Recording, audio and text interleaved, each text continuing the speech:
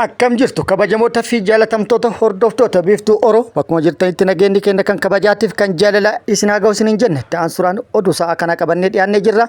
Hanga dhuma sagantaa kanatti nu wajji turaan affeerraa kenna kun biiftuu Oroodha keessan jajjabeeffadha.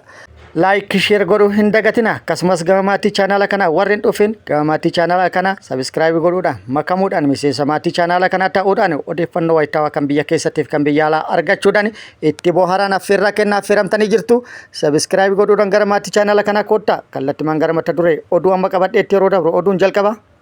Mootummaan naannoo Oromiyaa birmadummaa daangaa Oromiyaa kabachiisuu hin dandeenye akkasumas sarbamiinsa mirga namoomaa ilmaan Oromoo irratti qe'ee isaatti hidhattoota naannolee biroo kan mootummoota naannolee birootiin deeggaramanii raawwatamaa jiru ittisuu hin dandeenye. Mirga lammiilee naannoo Oromiyaa kabajuu fi kabachiisuullee hin dandeenye jedhamee jira. Dabalata odeeffannoo kana isiniin kenna. Oduun itti aanu agarsiisni aadaa Goobee fi Shinooyyee magaalaa guddittii Oromiyaa handhuura Oromiyaa magaalaa Finfinneetti gaggeeffamee jira. Dabalata odeeffannoo kana qabna. Oduun itti aanu oduu oolmaa Oromiyaati. Oduu oolmaa Oromiyaati lolli Oromiyaa godinaalee Oromiyaa zoonilee Oromiyaa garaagaraa keessatti loltoota mootummaa biltiginnaatiif waraana bilisummaa Oromoo gidduutti deemaa jiru akkuma itti fufetti jira. Har'as waraanni bilisummaa Oromoo bakkoota garaagaraatti haleellaa loltoota mootummaa biltiginnaa irratti raawwateen injifannoo gagabbataa argadhe jedhee jira isiniin kenna. Oduu biyya alallee qabna. Guutuu oduu kanneenitii fi kan biroo wajjin isin wajjin kan turu ani Bariisoo Ganamooti. Guutuun oduu wal duraa duubaan akka itti aanu kanatti isiniif dhiyaata. Mootummaan naannoo Oromiyaa daangaa Oromiyaa kabachiisuu hin dandeenye. Akkasumas sarbamiinsa mirga namoomaa qe'ee isaatitti Oromoo irratti dhaqqabaa jiru hambisuu hin dandeenye. Nageenya uummataa eeguu hin dandeenye jedhamee jira. Mootummaan naannoo Oromiyaa daangaa Oromiyaa fi nageenya uummataa haleellaa hidhattoota mootummoota naannolee ollaa birootiin deeggaramanii hidhachiifamanii irratti bobbaafaman irraa ittisuu fi tiksuu dadhabuun mootummaan nageenya uummata Oromootii fi birmadummaa naannoo Oromiyaatiif dantaa dhabuu agarsiisa jedhan qaamoleen garaagaraa miidiyaa hawaasaa garaagaraatiif yaada kennaniin. Qaamonni yookaan namoonni garaagaraa miidiyaa hawaasaa irratti yaada kennaniin waggoottan torban darban uummanni Oromoo daangarra jiru kan naannolee birootiin wal daangessan gidiraa garaagaraa argaa ture yookaan immoo gidiraa garaagaraatiif saaxilamaa ture jedhamee jira. Namni Tamaamee Eebbisoo jedhamu yaada isaa miidiyaa hawaasaa irratti barreesseen harki mootummaa naannoo Oromiyaa inni furdaan sun maayikii galma abbaa gadaa keessatti ittiin baachuuf malee daangaa Oromiyaa ittiin tiksuuf miti jedhee jira. Namni inni biroo tokko immoo lixa Oromiyaa godinoota Wallaggaa kan naannoo Amaaraatiin wal daangessan keessatti waan xiinxaleerraa yoo dubbatu godina Wallagga Bahaa aanaa Giddaa Ayyaana ganda Alii jedhamutti mooraa leenjii waraana finxaalijii faannoodhaatu jira. Nuti jibba namummaa dhuunfaa hin qabnu garuummoo finxaalessa caasaa mootummaa keessa ta'ee irraan badhaadhina faarsaa keessoo isaatti immoo diina mootummaa fi uummataa ta'uu mormina jedhee jira. Kan nama ajaa'ibu immoo yeroo mootummaan finxaalessa naannoo Amaaraa keessaa haleelee bittinneessaa jirutti naannoo Oromiyaa keessatti bakkeen leenjii yookaan mooraan leenjii qophaa'ee fi itti leenji'aa jira. Humni finxaalessaa naannoo Oromiyaa keessatti leenji'ee kun aanota lixa Oromiyaa aanaa Kiramuu, Amuruu, Jardagaa Jaartee, Abbee Dongoroo fi kanneen biroo keessatti bobbaafamuudhaan duguuggaa sanyii raawwataa turuun isaanii waggoota lakkoofsisee jira. Mootummaan naannoo Oromiyaa immoo kana hin beeku jechuun hin danda'amu. Har'a immoo duguuggaa sanyii bira dabruudhaan wanti ta'aa jiru caasaa mootummaa diiguudhaan caasaa bulchiinsa ofii diriirfataa jiru. Kun immoo kan agarsiisu mootummaan naannoo Oromiyaa takka dantaa dhabuu lama. Ofii isaatti wanti dalaguu danda'u kan hojjetuu danda'u kan hin jirre ta'uu fi waan godhi jedhaniin qofa kan godhu.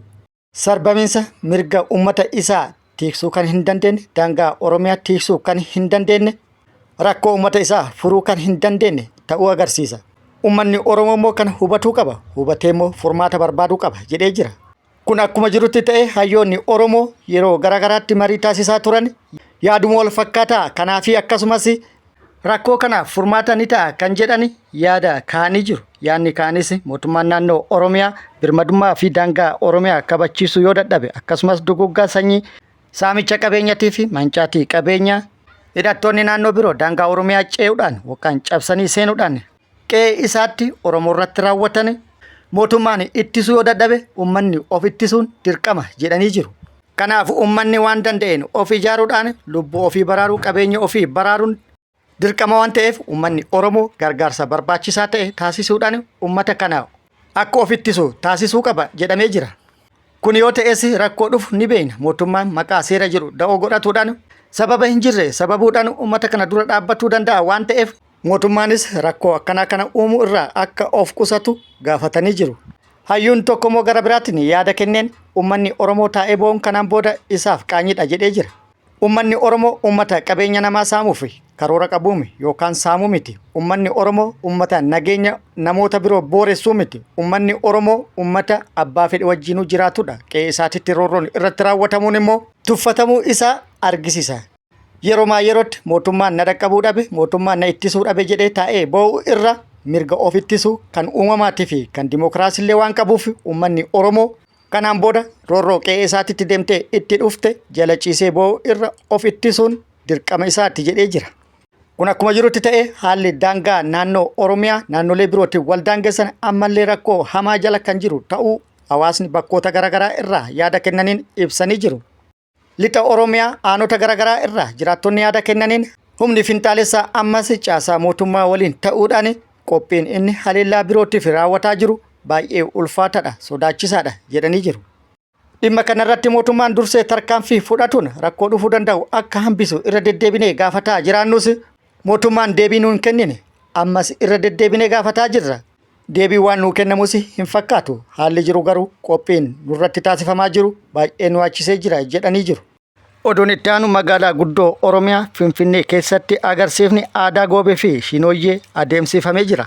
Agarsiisa kana irratti dargaggoota fi shamarran yookaan qarree fi qeerroowwan Oromoo kumaatamaan lakkaa'aman handhuura Oromiyaa magaalaa Finfinnee keessatti irratti hirmaatuudhaan sirna agarsiisa aadaa fi shinooyyee kana haalaan bareechisanii jiru. Waajjirri aadaa fi turizimii Oromiyaa ibsa kenneen goobee fi shinooyyeen caacculee eenyummaa dhufaatii ayyaana irreechaa akeekanii fi barii birraa dura kabajamanidha jedhee jira. Akkasumas goobee fi shinooyyeen calaqqee eenyummaa uummata Oromoo yoo ta'an calaqqee tokkummaa eenyummaa fi abdii bara haaraa ta'uudhaan beekaman jedhee jira. Ayyaanichi sirnoota mootummoota Itoophiyaa bulchaniin laafee kan ture yoo ta'u qabsoo hadhaawaa uummanni Oromoo taasiseen yeroo ammaa kana kabajamaa jira jedhee jira. Qaamonni garaagaraa immoo yaada kennaniin agarsiifni aadaa shinooyyeeftii fi goobee kun kan gowwoomsati jechuudhaan yoo ibsan sababni isaas gama biraatiin duguggaa sanyii ilmaan Oromoo irratti raawwachiisaa haadha Oromoo boochisaa ilmaan Oromoo abbaa fi haadha malee hambisaa gamanaan immoo magaalaa guddoo keessatti agarsiisa kana sammuu uummata Oromoo hatuudhaan uummata Oromoo qoqqooduu fi rakkoo jiru ukkaamsuu fi haguuguu barbaadameeti jedhamee jira. Aadaa sabaa kabajuun dura sabichi jiraachuun dirqama. Sabicha duguggaa sanyii irratti raawwataa balleessaa aadaa kabajuun waan hin fakkaanne jedhamee jira. Sirnichi kabajamuun rakkoon qabu. Sirnichi haa kabajamu garuu nageenyi sabichallee haa eeggamu jechuudhaan waamichi taasifamee jira. Sirnicha kabajuu fi agarsiisuun nu gammachiisa garuu sirnicha daldala siyaasatii fi faayidaa siyaasatii fi oolchuuf yaaluun hin barbaachisu jedhamee jira. Oduun itti aanu oduu oolmaa Oromiyaati. Oduu oolmaa Oromiyaatti lolli Oromiyaa godinaalee zoonilee Oromiyaa garaagaraa keessatti loltoota mootummaa bilxiginnaatiif waraana bilisummaa Oromoo gidduutti deemaa jiru akkuma itti fufetti jira. Waraanni bilisummaa Oromoo har'as bakkoota garaagaraatti haleellaa humnoota mootummaa bilxiginnaa irratti raawwatuudhaan injifannoo argadhe jedhee jira. Haaluma kanaan waraanni bilisummaa Oromoo zoonii giddugala Oromiyaa kaaba shawaatti haleellaa humnoota mootummaa bilxiginnaa irratti raawwateen hedduu hojiin ala taasisuun injifannoo irratti argatu beeksisee jira. Shawaa kaabaa aanaa hidhabuu aboote har'a jechuun fulbaana 6,2025 barraaqan humnoota mootummaa bilxiginnaa irratti waraanni bilisummaa Oromoo tarkaanfii fudhateen loltoota mootummaa bilxiginnaa hedduu addunyaa kanarraa godaansise hedduu madoodhaan adabee loltoota mootummaa bilxiginnaa lama immoo fayyatti harkaan qabee jira. Akkasumas haleellaa loltoota mootummaa bilxiginnaa irratti raawwate kanaan meeshaalee waraanaa hedduu hiikkatu waraanni bilisummaa Oromoo beeksisee jira. Dabalataa odeeffannoo kanaa yeroo itti aanutti qabannee kan dhufnu ta'a. Haaluma wal fakkaatuun waraanni bilisummaa Oromoo zoonii baha Oromiyaa Harargee lixaa aanota garaagaraa keessatti tarkaanfii fudhatee jira. Aanaa Daaroo Labuu fi aanaa Bookeetti tarkaanfii loltoota mootummaa bilxiginnaa irratti fudhateen hedduu hojiin ala taasisuun injifannoo argatee jira. Aanaa Daaroo Labuu akkasumas aanaa Bookee iddoo addaa laga dhungataa jedhamutti fulbaana 4,2025 guyyaa tokko dura jechuudha haleellaa humnoota mootummaa biltiginnaa irratti fudhateen humnoota mootummaa biltiginnaa 20 addunyaa kanarraa godaansisee 13 madoodhaan adabe 5 fayyatti harkaan qabee jira meeshaalee hedduu hiikkatee jira AKM'n 15 ta'uu waraanni bilisummaa Oromoo gabaasee jira. Fulbaana 4,2025 waraanni bilisummaa Oromoo Shawaa Bahaa Aanaa Dugdaa bakkoota 5 olitti kaampota waraana mootummaa argaman irratti tarkaanfii fudhatu isiniin geennee turre. Bakkoonni tarkaanfii itti fudhate tokkoffaa magaalaa Olonkomii fi magaalaa Ombollee jedhamanitti yoo ta'u itti seenuudhaan tarkaanfii fudhatee miidhaa guddaa loltoota mootummaa biltiginnaa irratti dhaqqabsiisee jira. Haleellaa raawwateen hedduu addunyaa kanarraa godaansee hedduu harkaan qabee hedduu madeessee meeshaalee waraanaa hedduus hiikkate jedhamee jira. Akkasumas aanaa dugdaa bakka Baalawoldi jedhamuu fi Adaamaa Qorkee jedhamanitti tarkaanfii fudhateen hedduu hojiin ala taasisee hedduu boojee meeshaalee waraanaa hedduus hiikkate jedhamee jira. Akkasumas mooraa waraana mootummaa bakka addaa Tashoomaa jedhamutti argamu irratti yeroo dheeraaf haleellaa raawwataa ture lola yeroo dheeraa booda booricha dhuunfatuu fi loltoota mootummaa biltiginnaa hedduu hojiin ala taasisuun hedduummoo booji'uun meeshaalee waraanaa hedduus hiikkatu waraanni bilisummaa Oromoo beeksisee jira. Haaluma wal fakkaatuun bakka addaa Kooyyee jedhamutti tarkaanfii ilaalessaa humnoota mootummaa biltiginnaa irratti fudhateen humnoota mootummaa biltiginnaa hedduu hojiin ala taasisu waraanni bilisummaa Oromoo beeksisee jira. Hedduu madoodhaan hedduummoo addunyaa kanarraa godaansisee hedduummoo harkaan qabuu fi akkasumas meeshaalee waraanaa hedduus irraa hiikkatu beeksisee jira. Walumaa galatti lola hagayya 4,2025 ganama sa'aa 10 sa'aa wal fakkaataa fi bakkoota garaagaratti loltoota mootummaa biltiginnaa irratti fudhateen milkaa'ina guddaa yookaan immoo injifannoo boonsaa irratti argadhe jechuudhaan waraanni bilisummaa Oromoo beeksisee jira. Walumaa galatti tibbana fuufteedhaan bakkoota garaagaraatti haleellaa loltoota mootummaa biltiginnaa irratti raawwataa jiruun injifannoo dorgommii hin qabne argadhe jedhee jira. Kun akkuma jirutti ta'e loltoonni mootummaa mooraa waraana mootummaa gadi dhiisuun gara mooraa waraana bilisummaa Oromoo dhufulleen itti fufamee jira. Haaluma kanaan aanaa tolee irra loltoonni mootummaa biltiginnaa maqaa sakattaa waraana bilisummaa Oromoo jedhuun bobbaate loltoonni mootummaa biltiginnaa 2 hidhannoo guutuu wajjin loltoota wajjin bobba'an irraa fottoquudhaan gara mooraa waraana bilisummaa Oromoo dhufanii jiru. Oduu gara biraatiin immoo miseensonni waraana bilisummaa Oromoo mootummatti harka kennatan hedduun isaanii mana hidhatti guuramanii kan hafan immoo boo'icha keessa jiru jedhamee jira. Loltoota kanneen irratti yeroo garaagaraatti tokko tokkoon adda baasuudhaan tooftaalee garaagaraa irratti fayyadamuun kan mana hidhaatti kan lubbuu isaa galaafatuun dhabama taasifamaa kan jiran yoo ta'u kan hafan immoo boo'icha hamaa keessa jiru jedhamee jira. Oduun itti aanu bulchiinsi yeroo naannoo Tigraay mindaa hojjettoota kana dura osoo hin kaffalamin hafe nan kaffala jedhee jira. Mindaa kana kaffaluufis birrii biliyoona 20 akka isa barbaachisu ibsee jira. Yaada kanas kan ibse yeroo marii hojjettoota seektara barnootaa waliin marii taasisaa ture irratti ta'u miidiyaaleen naannichaa ibsanii jiru. Itti aanaan pirezidaantii bulchiinsa yeroo naannoo Tigraay obbo Amaanu'eel Asaffaa gaafiin hojjettootaa kun sirrii ta'us qarshii biliyoona 20 ramaduun garuu ulfaatadha jechuun kan dubbate yoo ta'u bulchiinsi naannoo Tigraay gaafii kanaaf deebii kennuuf bajata bara 2018 irraa parsantaa yookaan 5% dhimma kanaaf oolchuuf yaaduu ibsee jira. Mindaan hojjettootaa kun mindaa baatii 17 osoo hin kaffalamin hafe yoo ta'u kunis kan ta'e yeroo lola kaaba Itoophiyaa turetti osoo hin kaffalamin hafeedha. Marii seektara barnootaa kanarratti kan argaman pirezidaantiin bulchiinsa yeroo Tigraay Leetanaal Jeneraal Taaddasee Warradaa bulchiinsi naannoo Tigraay gaafilee barsiisotaatiif deebii kan kennu ta'uu ibsuudhaan mootummaan federaalaa garuu yeroo hojiin hin hojjetamneef kaffaltii kaffaluu hin danda'u jechuudhaan kan dide ta'us ibsee jira. Mootummaan federaalaa didus bulchiinsi yeroo naannoo Tigraay garuu rakkoo kanaaf fala kaa'uudhaaf ariitiidhaan hojjetaa jira jedhee jira. Oduu biyya alaatiin Suudaan kibbaa lammiiwwan Filisxeem qubachiisuuf waliigaltee Israa'el wajjin taasiftee jedhame haaltee jirti. Suudaan kibbaa lammiilee Filisxeem qubachiisuuf waliigaltee Israa'el wajjin taasiftee jirti jedhame kamisa dabre yookaan immoo fulbaana 4,2025 haaluun baqattoota Filisxeem fudhachuuf yookaan qubachiisuuf Ameerikaa wajjin waliigalteen taasiftee hin jiru jettee jirti.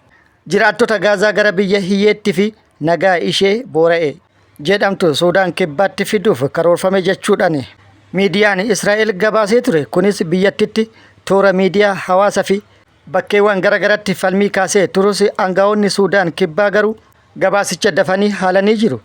Ibsa Juubaa keessatti miidiyaaf guyyaa tokko dura fulbaana 4,2025 kennameen Filippinaadaa Naataanaa Daarektarri waliigala hariiroo waloo Suudaan kibbaa waliigalteen wal hubannoo Israa'el wajjin mallatteeffame turuu mirkaneessanii jiru. Garuu waliigaltichi dandeettii qonnaa, investimentii fi albuuda guddisuu irratti kan xiyyeeffate ta'uu ibsuun lammii Palestine qubachiisuu irratti wanti haasa'ame hin jiru jechuudhaan Middle East Monitor gabaasee jira.